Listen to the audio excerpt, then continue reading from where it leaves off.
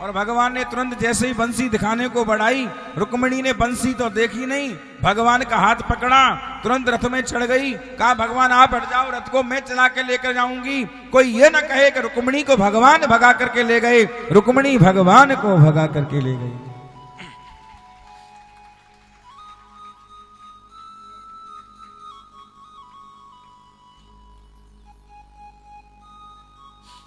याद रखो,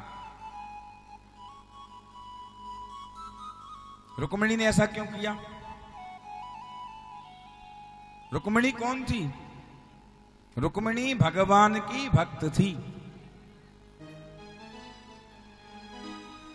और भगवान का भक्त कभी ये नहीं चाहता कि मेरा ठाकुर बदनाम हो जाए, चाहे हम बदनाम हो जाए, लेकिन ठाकुर तू कभी बदनाम नहीं होना चाहिए। इसलिए रुक्मिणी स्वयं रथ को चला करके ले गई।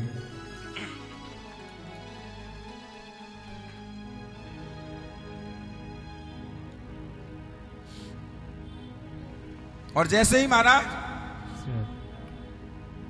इसके भाई रुक्मी को पता चल गया कि रुक्मिणी को कन्हैया भगा करके ले गया है, ये तुरंत वहां से निकल पड़ा और जाकर के बीच मार्ग में भगवान के रथ को रोक लिया। भगवान ने इससे युद्ध किया। जब युद्ध करने लगे तो रुक्मिणी ने हाथ जोड़ करके भगवान को रोक लिया। मत मारो सामरिया, मत मारो सामरिया, भैया तो लागे जिया मेरो, होते दरे को ना तो मेरो पहलोटिए भैया। और घर पे जाके देखो स्वामी रोवेया की मैया, मत मारो सामरिया, भैया तो लागे जिया मेरो। हे स्वामी मत मारो ना, छोड़ दो इसको, क्योंकि मेरा भाई और पहलोटी एक ही मेरा भैया है। और मैया मुझे गाली देगी कि तेरे चक्कर में मेरे बेटे ने अपने प्राणों को त्याग दिया, छोड़ दो ना। और आपका साला है। भगवान ने रुक्मिणी के कहने पर छोड़ तो दिया, लेकिन इसको अपमानित कर दिया। और ये महाराज लौट करके अपने नगर में नहीं पहुंचा और वहीं पर इसने ग्राम बसा लिया और वहीं पर रहने लगा। भगवान पहुंच गए द्वारकापुरी में लेकर के आज रुक्मिणी जी को। आधे में दीवार लगा दी, आदि द्वारकापुरी को घराती बना दिया, उसका नाम रख दिया द्वारकापुरी। और आदि महाराज द्वारकापुरी को रुक्मिणी को वहां रख दिया। आधे घर वहां के लोग सखियों को सबको रुक्मिणी जी के यहां ठहरा दिया, उसका नाम रख दिया माधवपुरी। और तैयारी होने लगी शादी की। इधर में सारी सखियां रुक्मिणी जी को सजा रही हैं। आइए केवल 2 लाइन गुनगुनाएंगे रुक्मिणी जी के लिए। और उधर भगवान को सजा रहे हैं कौन? सारे मिलकर के सखा। तो 2 लाइन पहले रुक्मिणी जी के लिए, उसके बाद 2 लाइन मेरे ठाकुर के लिए। आओ मेरी सखियों मुझे मेहंदी लगा दो, मेहंदी लगा दो मुझे ऐसी सजा दो, मुझे श्याम सुंदर की दुल्हन बना दो, मुझे श्याम सुंदर की दुल्हन बना दो, मुझे श्याम सुंदर की दुल्हन बना दो। आओ मेरी सखियों मुझे मेहंदी लगा दो, आओ मेरी सखियों मुझे मेहंदी लगा दो, मेहंदी लगा दो मुझे ऐसी सजा दो, मेहंदी लगा दो मुझे ऐसी सजा दो, मुझे श्याम सुंदर की दुल्हन बना दो, मुझे श्याम सुंदर की दुल्हन बना दो।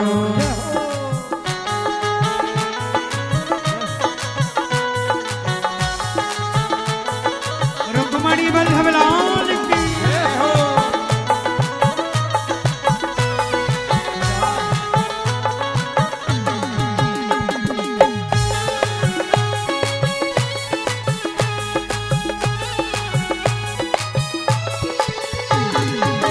सत्संग में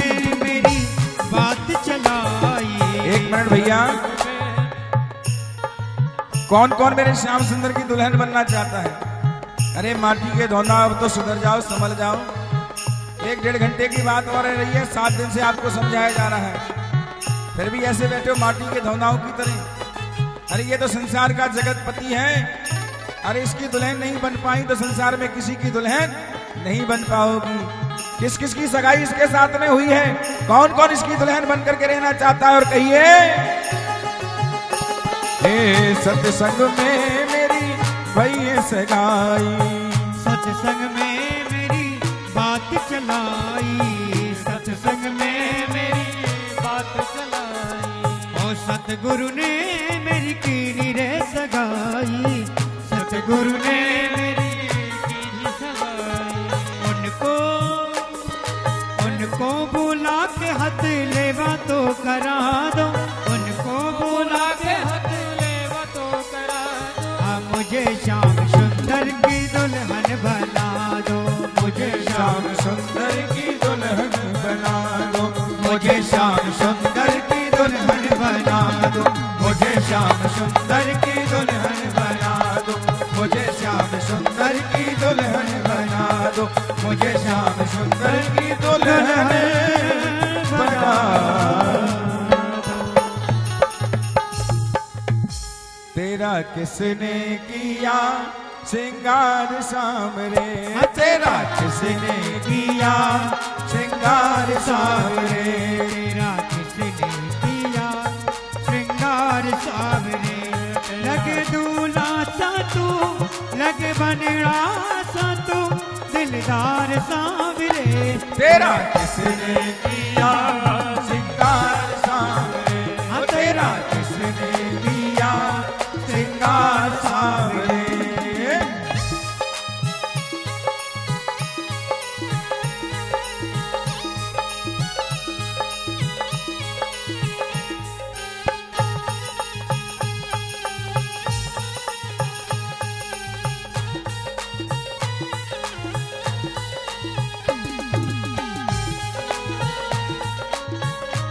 जय हो बंसी वारे की।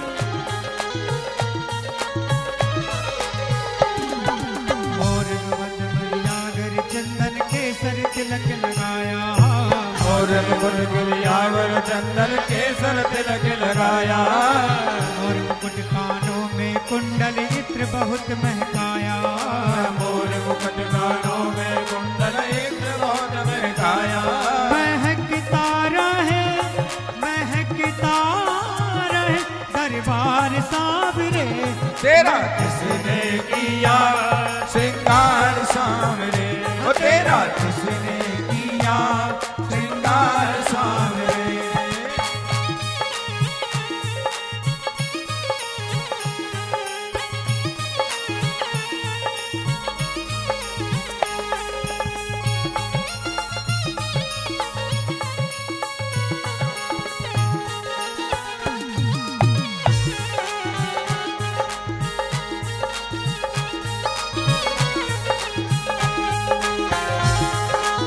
मोर मुकुट बंसी वारे की।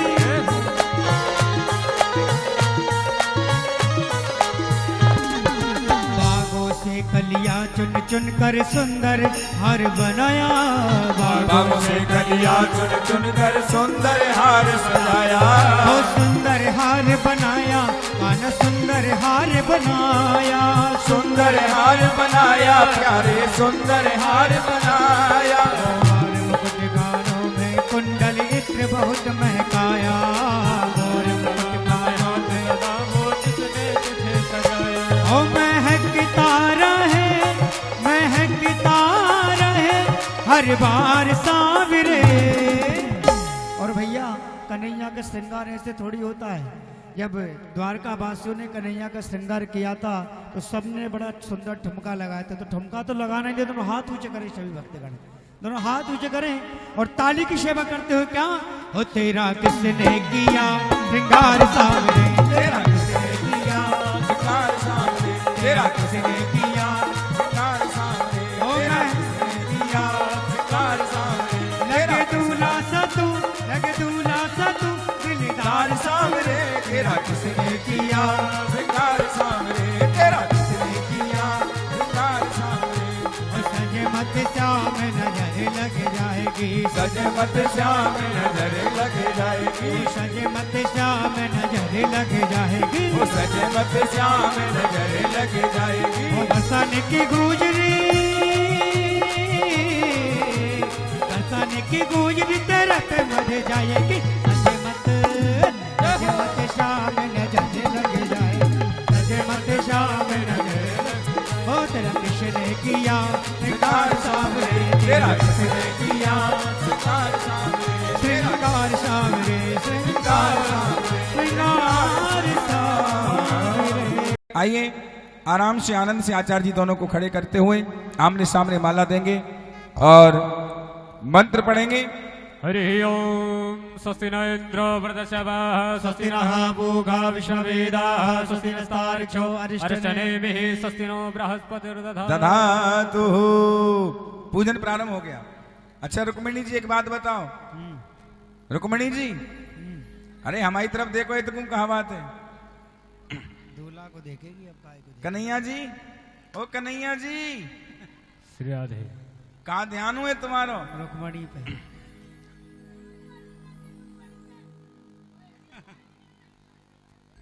एक बात बताओ, आप विवाह करने के लिए तैयार हो? तैयार हो? हाय हाय रुक्मिणी जी, आप लोग तैयार हो? हैं रुक्मिणी?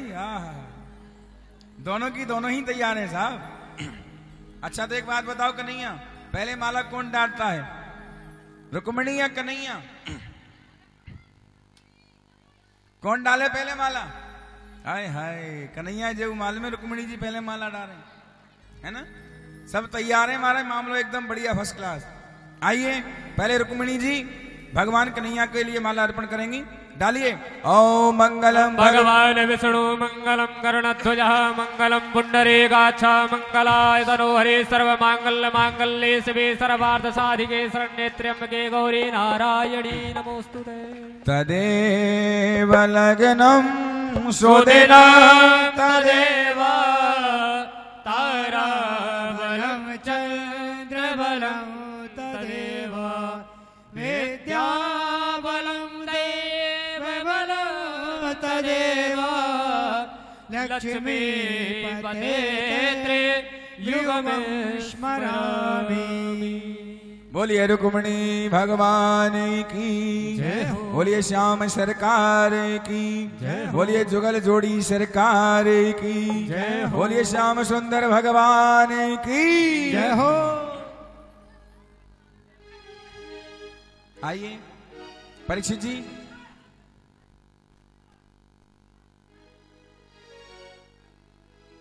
सारे के सारे भगवान रुक्मिणी और कन्हैया दोनों कुर्सी पर बैठ जाएंगे और आनंद से बड़े प्रेम के साथ में पहले हमारे परीक्षित जी आएंगे और परीक्षित जी भगवान रुक्मिणी और कृष्ण का कन्यादान करेंगे।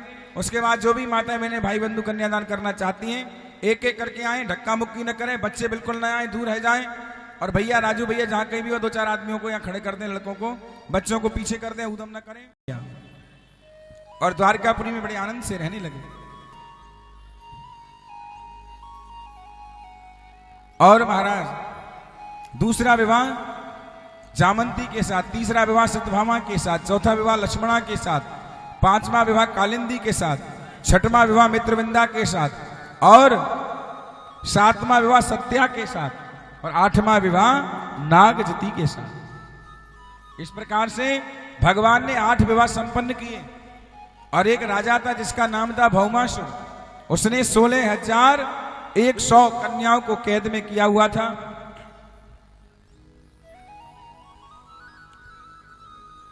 दोनों आचार्यों में से एक आचार्य यहां उपस्थित हो जाए।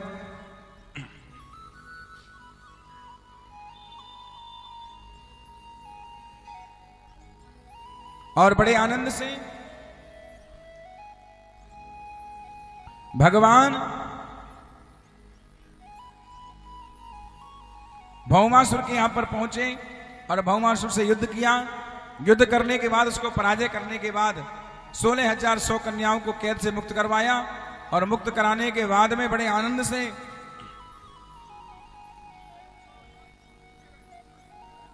जैसे ही भगवान उनको छोड़ करके जाने लगे, 16,100 कन्याओं ने भगवान के चरणों को पकड़ लिया। प्रभु अब हम जाएं तो कहां जाएं, क्योंकि इतने दिनों से हम भौमासुर की कैद में कैद थे। अगर कोई भी किसी अच्छे परिवार की कन्या 2-4 दिन या 2-4 महीने के लिए कहीं पर गायब हो जाए, चली जाए और लौट करके आए, क्या उसके साथ में कोई सुंदर लड़का, क्या सुंदर परिवार के लोग विवाह करने को तैयार होंगे? हे गोविंद, हम इतनी वर्षों से इस राजा की कैद में हैं, अगर हम लौट करके घर जाएंगे तो हमसे कौन विवाह करेगा? तो अब हमारे पास एक ही रास्ता है, या तो हम अपने आप को गलत रास्ते पर मोड़ दें या हम अपने आप को समाप्त कर दें। दो ही रास्ते हैं।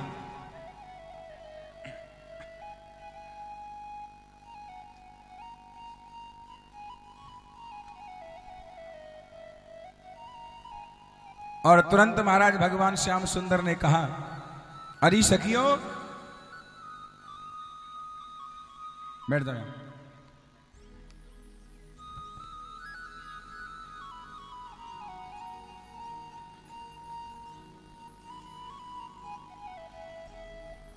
पता नहीं कौन रास्ते पर जाने की जरूरत है और ना ही अपने आप को समाप्त करने की जरूरत है, क्योंकि भगवान जिसके साथ में हो, भगवान किसी को गलत करने नहीं देते, भगवान किसी को मरने भी नहीं देते।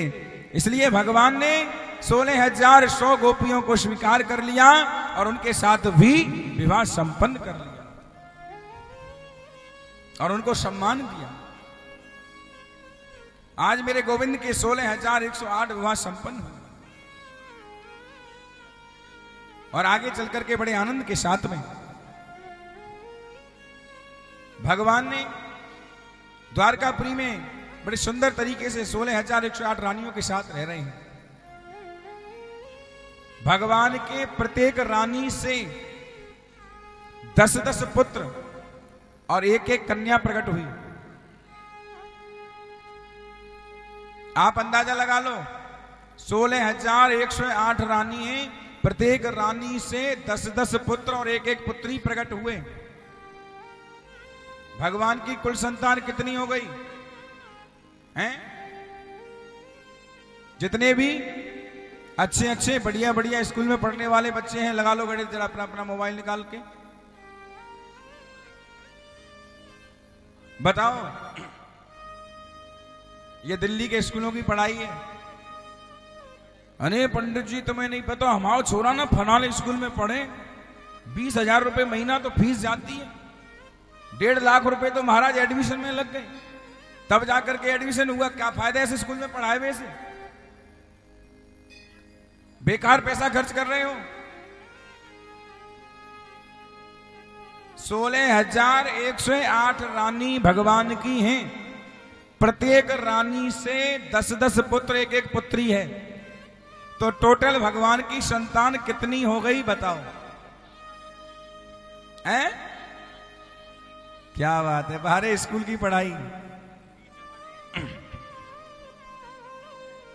हमारी गुड़िया कह रही है 1,84,000। कौन कह रहा है 1,70,000? क्या बात है, फिर जोड़ो। बोली सी लग रही है ये तो, कोई गजब है। फिर जोड़ो।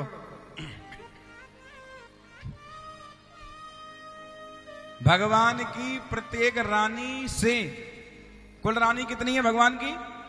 16,108, और प्रत्येक रानी की सीधी सीधी बात है 11 संतान है ना, 10-10 पुत्र और एक पुत्री।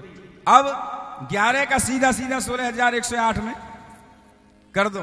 क्या? मुझे नहीं पता, मैं तो अनपढ़ आदमी, मुझे क्या पता, मैं क्यों बताऊं? हम तो ब्रजवासी अंगूठा छाप है। बताओ।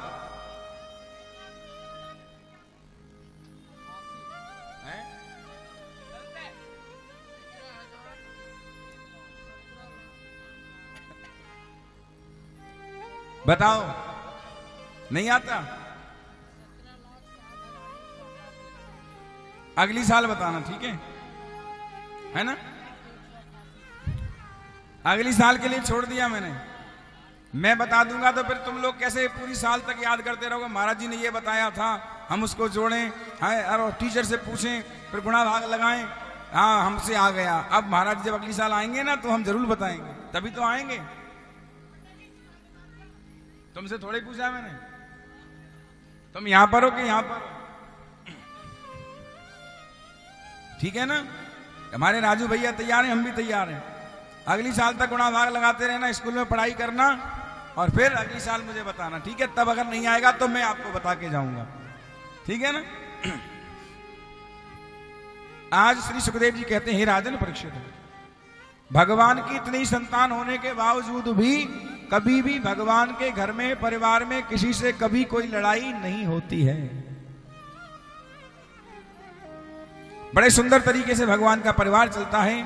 और सुखदेव जी कहते हैं, राजन परीक्षित, आगे चल करके एक भगवान श्याम सुंदर जब विद्या अध्ययन करने के लिए गए, उसी समय रास्ते में एक मित्र प्राप्त हुआ जिसका नाम था सुदामा। पैर में कांटा लग गया, इसने भगवान को याद किया। आज मेरे भगवान ने स्वयं जाकर के अपने दांतों से सुदामा के पैर में से कांटे को निकाला। उसी समय दोनों की मित्रता हो गई।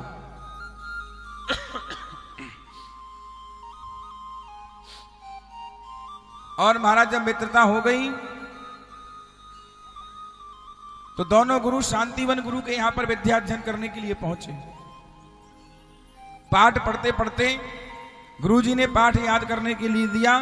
घर से दोनों की दोनों पाठ याद करके लाए, लेकिन वक्त पर सुदामा जी भूल गए।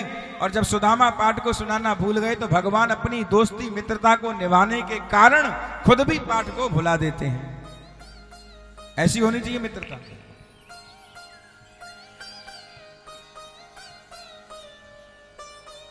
और महाराज जो दंड सुदामा जी को मिला वही भगवान को मिला। दोनों को जंगल से लकड़ी बीनने के लिए गुरुजी ने भेजा। गुरु माता ने 2 मुट्ठी चना दिए कि जब भूख लगे तो खा लेना। जंगल में लकड़ी बीनते समय तेज हवा की वायु आई और बरसात होने लगी। बरसात के डर की वजह से सुदामा जी पेड़ के ऊपर चढ़ करके बैठ गए। भगवान नीचे बैठे हुए हैं। थोड़ी देर के बाद सुदामा को भूख लगी। सुदामा ने 1 मुट्ठी चना को ग्रहण कर लिया और भगवान ने कहा, सुदामा ये कड़कड़ की आवाज कैसी आ रही है? सुदामा जी बोले, कछु ना है भैया, जौड़ियों के मोह दो कुटकुटाए रहे हैं। अच्छा। थोड़ी देर के बाद 1 मुट्ठी से भूख शांत नहीं हुई। सुदामा जी ने दूसरी मुट्ठी भी खा ली। भगवान बोले, ये कैसी आवाज आ रही है? बोले, कछु ना है भैया, जौड़े में दो तुम्हें कुटकुटा रही है, बादल गरज रहा है। थोड़ी देर के बाद बरसात बंद हो गई, सारा माहौल शांत हो गया। सुदामा जी नीचे आए और नीचे आकर के बड़े आनंद के साथ थोड़ी देर के बाद भगवान ने कहा, सुदामा गुरु माता ने जो चना भेजे थे वो कहां भूख लग रही है, निकालो। चना खा करके पानी पी लेते हैं। अब सुदामा जी सकुचाने लगे। कन्हैया कहने लगे, क्या बात है, चना क्यों नहीं दे रहे हो? थोड़ी देर जब मांगते रहे तो सुदामा जी बोले, भैया मैंने वो चना खा लिए। अरे भाई, तुमने अपने हिस्सा के खाए होंगे, मेरे तो बचे हैं, मुझे तो दे दो। सुदामा जी बोले, सच बताऊं कन्हैया, मैंने ना तुम्हारे हिस्सा के भी चना खा लिए, क्योंकि मेरी भूख शांत नहीं हुई। भगवान ने कहा, अरे ब्राह्मण, अरे सुदामा, तुझे अपने हिस्से पर सब्र नहीं हुआ?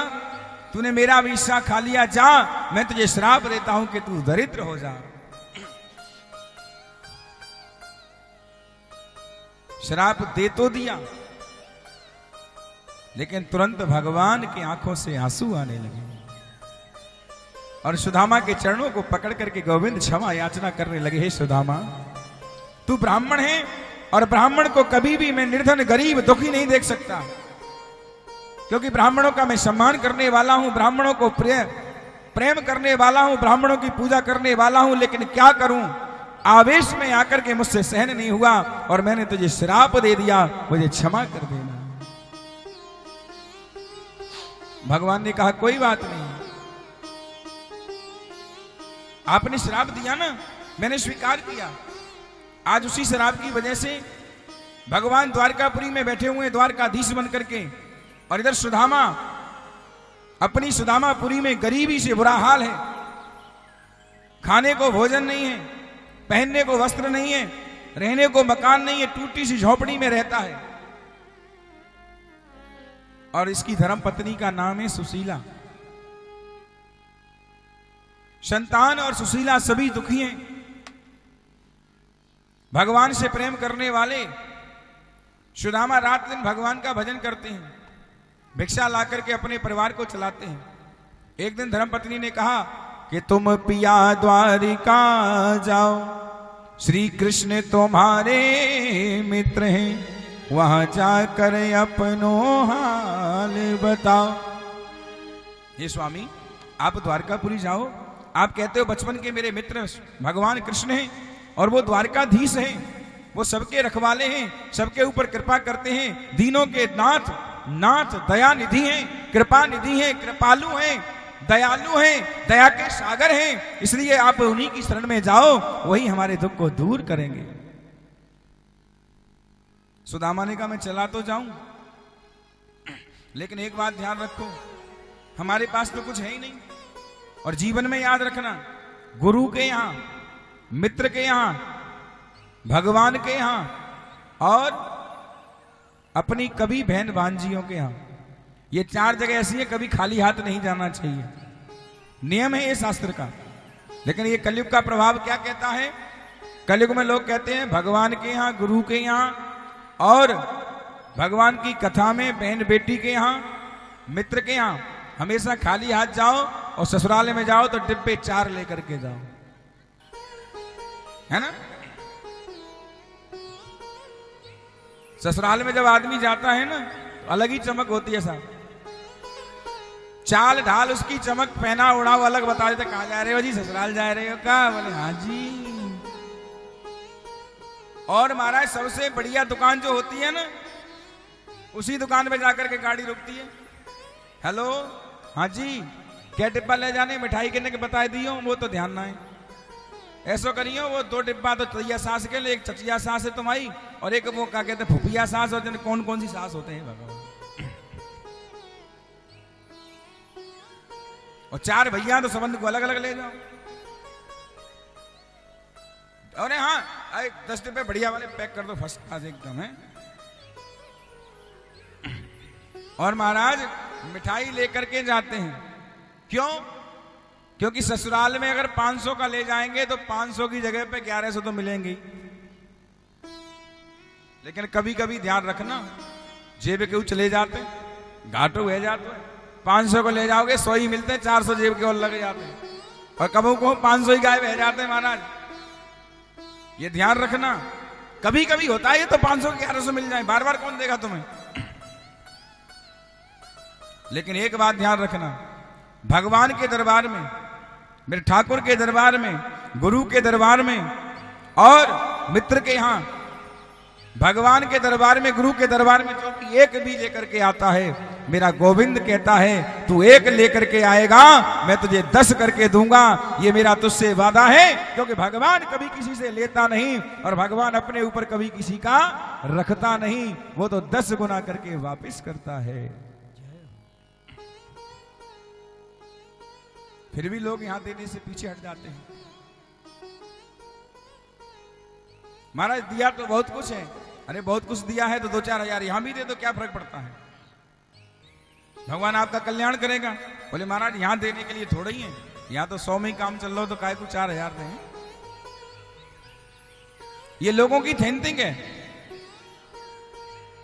लेकिन यहां जितना दोगे उसका 10 गुना मिलेगा, ये गारंटी है। यहां कोई घाटे की सौदा नहीं होती, क्योंकि भगवान कभी किसी को घाटा देता ही नहीं है, ये तो हमेशा फायदा ही देता है। घाटा मिलता है या घाटा लेते हैं तो हम अपने कर्मों के अनुसार लेते हैं, हम जैसा कर्म करेंगे वैसा ही फल हमको देगा। आज पत्नी के लाख समझाने पर सुदामा जी जाने लगे और एक पड़ोसी के यहां से जाकर के क्या किया, 2 मुट्ठी चावल, और चावल भी नहीं, पड़ोसिन फटक रही थी चावलों को, उसका जो कूड़ा निकला हुआ था ना, उसी को लेकर के पड़ोसिन ने दे दिया। और महाराज सुदामा जी उसको 2 मुट्ठी चावल के कूड़े को लेकर के सुशीला के पास में आए। सुशीला ने फटे कपड़े में, कपड़ा भी नहीं था, फटा कपड़ा चौलर कर दिया, और करने के बाद चावल भगवान से मिलने के लिए जा रहे हैं और यही कहते हुए जा रहे हैं, दूर नगरी बड़ी दूर नगरी, कान्हा दूर नगरी बड़ी दूर नगरी, ऐसे आऊं रे कन्हाई, ऐसे आऊं रे कन्हाई, तेरी द्वारिका नगरी बड़ी दूर नगरी काला दूर। हाँ दूर नगरी बड़ी दूर नगरी।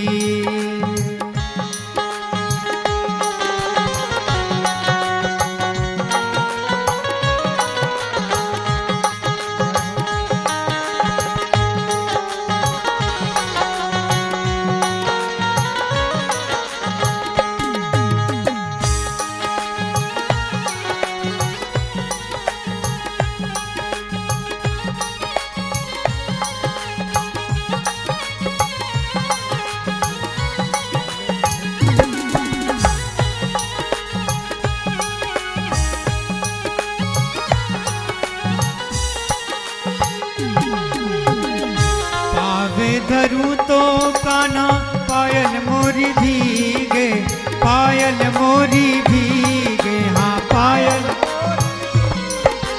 ओ पावे धरूं तो काना पायल मोरी भीगे, पावे। अरे पार करूं तो हाँ पार करूं तो बह जाए सगरी बड़ी दूर नगरी, दूर नगरी बड़ी दूर नगरी। कैसे आऊं रे कन्हैया, कैसे आऊं रे कन्हैया, तेरी द्वारिका नगरी बड़ी दूर नगरी, बड़ी दूर नगरी, बड़ी दूर नगरी। आज सुदामा जी जाने लगे और किस तरीके से सुदामा जी जा रहे हैं। किसी से पगान जगा तन पे प्रभु जान को आए बसो कहीं ग्राम, धोती फटी सी लटी दुपटी पाँव पाहन की नहीं शाम, कि द्वार खड़ो दुज दुर्लभ सो जग सो अभिराम, पूछत दीन दयाल को धाम, बतावत आपनो नाम सुदामा, बतावत आपनो नाम सुदामा। ओ सुनते ही दौड़े, देखो देखो ये गरीबी, ये गरीबी का हाल, कृष्ण के दर पे विश्वास लेके आया हूँ। मेरे बचपन का यार है मेरा श्याम, यही आस लेके दर पे आया है। ओ सुनते ही दौड़े चले आए मोहन से, हाँ सुनते ही दौड़े चले आए मोहन, लगाया गले से सुदामा को मोहन आ, लगाया गले से सुदामा को मोहन हुआ रुक्मणी को जय हो बहुत ही अचंभा, हुआ रुक्मणी को बहुत ही अचंभा, ये मेहमान कैसा अजीब आ गया है, ये मेहमान कैसा अजीब आ गया है। ओ अरे द्वार पालो कन्हैया से कह दो, अरे द्वार पालो कन्हैया से कह दो, दर पे सुदामा गरीब आ गया है, दर पे सुदामा गरीब आ गया है।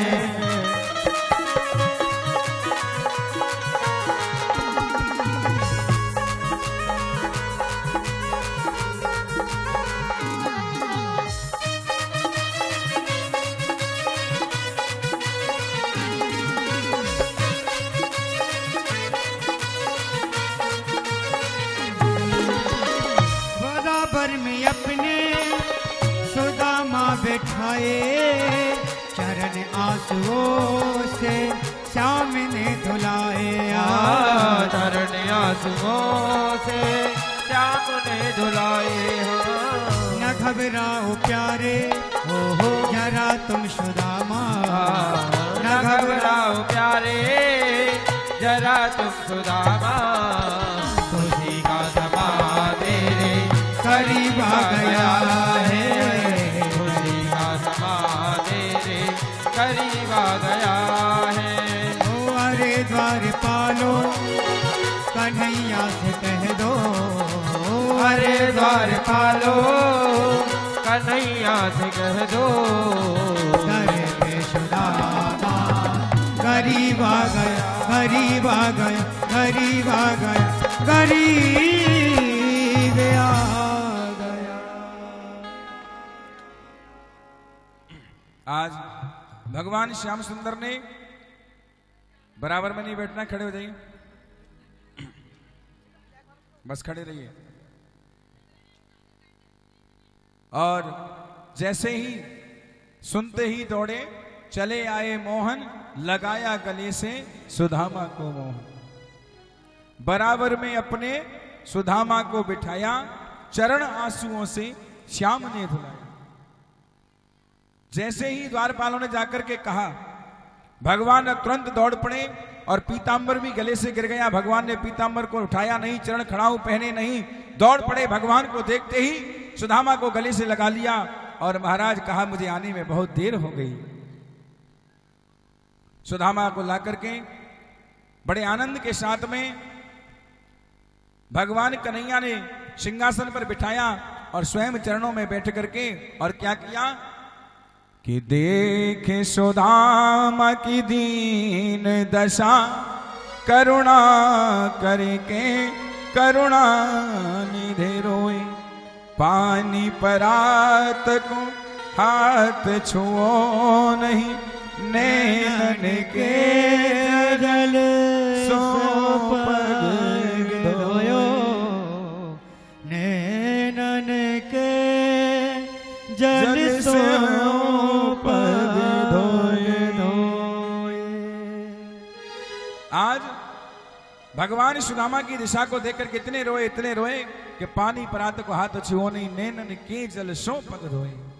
और कहा सुदामा इतने तक तुम कहाँ रहे और अभी तक आने का तुम्हें याद नहीं आई, आज तुम्हें मेरी याद क्यों आ गई?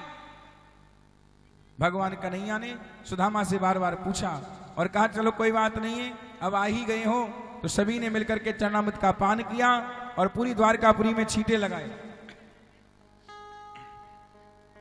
और छींटे लगाने के बाद बड़े आनंद से महाराज भगवान की कृपा से कन्हैया ने सुदामा से पूछा कि भारी भाभी ने कछु भेजो है? सुदामा जी ने छिपाया, लेकिन जबरदस्ती भगवान ने सुदामा की काक में से पोटली को छीन लिया और छीनने के बाद खोल करके बड़े प्रेम के साथ में एक मुट्ठी चावल खाया और भगवान को एक लोग सुदामा जी को दे दिया, दूसरी मुट्ठी चावल खाया, दूसरा लोग दे दिया, तीसरी मुट्ठी खाने को तैयार हुए। रुक्मिणी ने हाथ को पकड़ लिया, दोनों भगवान रुक्मिणी में वार्तालाप हुई। भगवान ने अपने भक्त को सब कुछ दे दिया, सुदामा जी समझ नहीं पाए। 2-4 दिन रुके और अंत में सुदामा जी बड़े आनंद से जाने लगे। भगवान आधी रास्ता जाकर के सुदामा जी को विदा करके आए और विदा करने के बाद में बड़े आनंद से रास्ता दिखा दी, एक रास्ता जे गई एक जे गई है। सुदामा जी अपनी सुदामापुरी में पहुंच गए। भगवान ने बड़े सुंदर सुदामापुरी को द्वारकापुरी जैसे बना दिया। सुदामा जी अपनी धर्म पत्नी से मिले और मिलने के बाद बड़े आनंद से सुदामापुरी में रहने लगे। देखिए सुदामा जी, सुदामा जी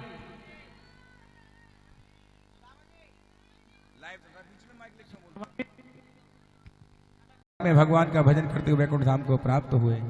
कहते हैं आगे चल करके भगवान श्याम सुंदर के वंश में ही एक राजा यदु हुए, जिनके नाम से यादव कुल हुआ। उनकी बहुत सारी संतान थी। भगवान श्याम सुंदर ने अपनी संतान को जाकर के समझाया कि कभी भी ब्राह्मण का और साधु संत का अपमान नहीं करना चाहिए, कभी इनकी हंसी नहीं उड़ानी चाहिए। अब 5 मिनट बिल्कुल ध्यान से सुन ले, अगर सुननी हो तो। चावलों को भूल जाओ, सारी बातों को भूल जाओ, फिर मत कहना कि महाराज जी कथा निकल गई।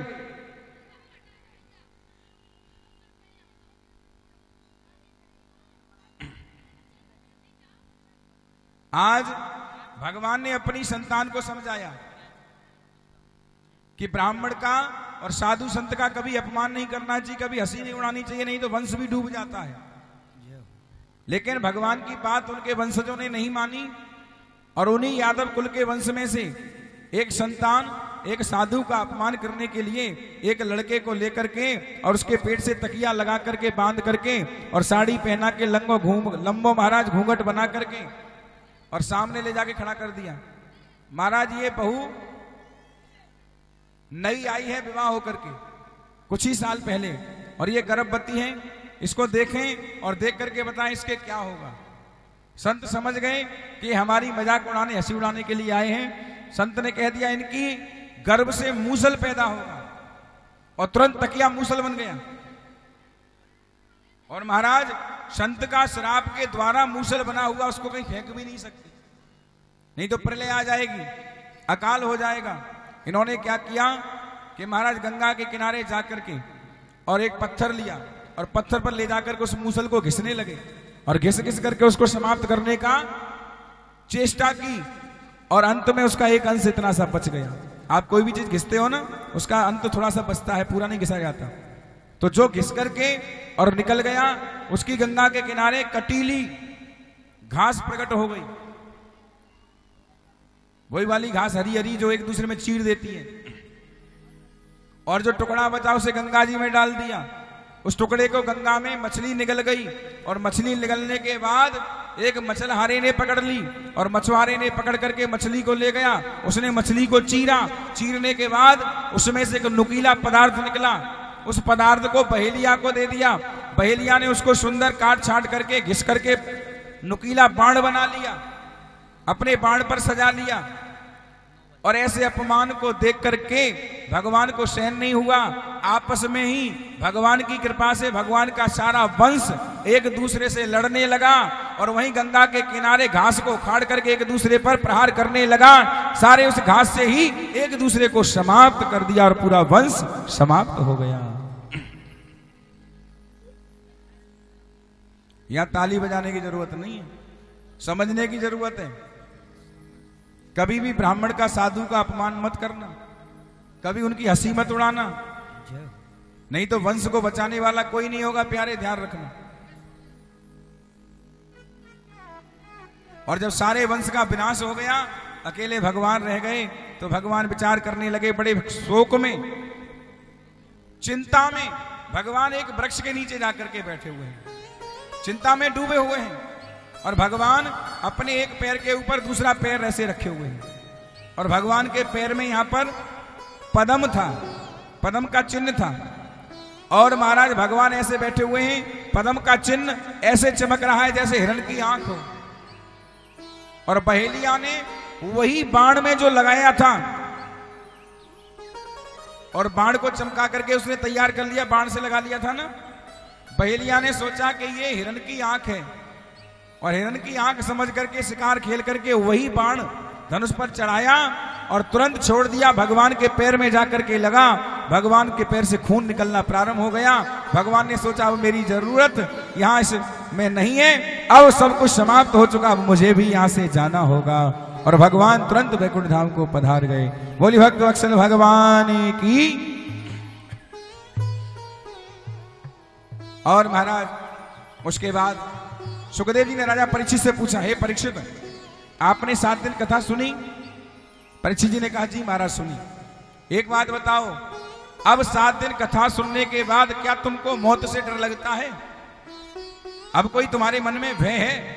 परीक्षित कहने लगे, महाराज एक बात बताओ, जिसने 7 दिन तक भगवान की कथा सुन ली हो और जो भगवान का प्यारा हो गया हो, भला उसे अब मौत से क्या डर? बिहारी आरती गाऊं, हो आरती गाऊं प्यारे तुम्हें को मनाऊं, आरती गाऊं प्यारे तुम्हें को मनाऊं। विवाह के बिहारी तेरी आरती गाऊं, विवाह के बिहारी तेरी आरती गाऊं। चरणों से निकली है गंगा प्यारी, चरणों से निकली है गंगा प्यारी। सारी दुनिया तारी, जिसने सारी दुनिया तारी, उन्हें चरणों में शीश नवाऊं, चरणों में शीश नवाऊं। हाँ मोर मुकुट तेरे शीश पे सोहे, और मुकुट तेरे शीश पे सोहे, प्यारी बंसी मुनि मन मोहे, प्यारी बंसी मुनि मन मोहे। या बंसी पे बलिहारी जाऊं, बाग बिहारी तेरी आरती गाऊं। व्यास अनाथ के नाथ आप हो, प्यास अनाथ के नाथ आप हो, हाँ सुख दुख जीवन प्यारे साथ आप हो, सुख दुख जीवन प्यारे साथ आप हो। जुगल छवि को मन में बसाऊं, बाग बिहारी तेरी आरती गाऊं। ओ बाके बिहारी तेरी आरती गाऊं, बाग बिहारी तेरी आरती गाऊं। ओ कुंज बिहारी तेरी आरती गाऊं, बाग बिहारी तेरी आरती गाऊं। ओ कर्पूर गौरम करुणावतारम, संसार सारम गुणवेत्रहारम, सदा वसंतं हृदयादिविन्दे, भवानी नमामि। त्वमेव माता च पिता त्वमेव, त्वमेव वसुधैव त्वमेव सर्वं मम देव देव। हरिः ओं जलेन शीतलेन करणं पुष्पादिवन्दनम् आरार्धक्यं समर्पयामि। द्यौः शान्तिरन्तर्जगं शान्तिः, पृथिवी शान्तिरापः शान्तिरोषधयः, शान्तिः वनस्पतयः, शान्तिर्देवाः, शान्तिर्ब्रह्म शान्ति।